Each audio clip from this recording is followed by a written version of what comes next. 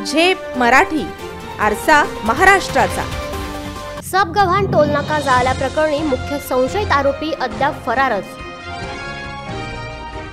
पोलिसांना आरोपी सापडत नाही की मुद्दाम सापडवत नाहीत। अशा प्रवृत्तींना खतपाणी घालणारे कोण? संतप्त प्रतिक्रिया। जळगाव जिल्ह्यातील पारोळा तालुका हद्दीत असलेल्या सबगव्हाण शिवारातील टोलनाका जाळून आता 1 महिना होईल। या गंभीर घटनेचे थेट धुळे कनेक्शन सापडून धुळ्यातील 4 तरुणांना पोलिसांनी अटकही केली आहे। मात्र तपासात आणखी कलम वाढवून कट कारस्थान रचल्याप्रकरणी 2 मुख्य संशयित आरोपींची नावे वाढवण्यात आली आहेत। स्टेशन डायरीत त्यांची नोंद देखील घेण्यात आली आहे। आता ही 2 नावे कोणाची, त्यांचे उद्योग काय, आतापर्यंत त्यांचे नाव कुठे कुठे गुंतले हे देखील तपास यंत्रणेला माहीत असावे। मग प्रश्न हा आहे की त्यांना अटक का केली जात नाहीये, की त्यांना न्यायालयीन प्रक्रियेसाठी मुद्दाम वेळ दिला जातोय। एखादा टोल नाकाच जाळून टाकणे ही अत्यंत गंभीर घटना आहे। असे असताना यातील मुख्य संशयित सूत्रधार मोकाट फिरणे ही त्याहूनही गंभीर बाब आहे।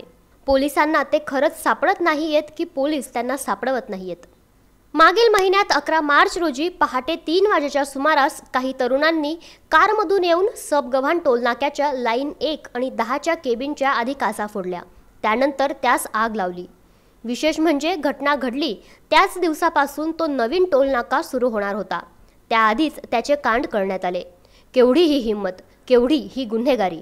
उपमुख्यमंत्री तथा राज्याचे गृहमंत्री देवेंद्र फडणवीस यांच्या नेतृत्वाखाली गृह खाते करते तरी काय?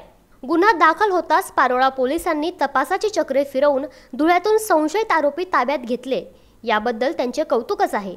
पण जेवढी तत्परता प्यादे पकडण्यात दाखवली तेवढी पडद्यामागचे वजीर पकडण्यात का दाखवली जात नाहीये असा प्रश्न निर्माण होतोय। खरे तर प्रकरण फक्त टोलनाका जाळण्याचे किंवा संशयित आरोपी पकडण्यापुरते मर्यादित नाही, तर अशी वाढत जाणारी आणि कायदा आपल्या बापाचा आहे अशी समजणारी प्रवृत्ती ठेचण्याची खरी गरज आहे।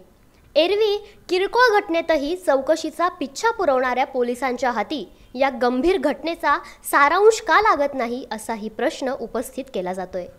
अशाच वेगळ्या आणि ताज्या बातम्यांसाठी पाहत रहा झेप मराठी, आरसा महाराष्ट्राचा। संपादक प्राध्यापक अनिल चव्हाण, धुळे।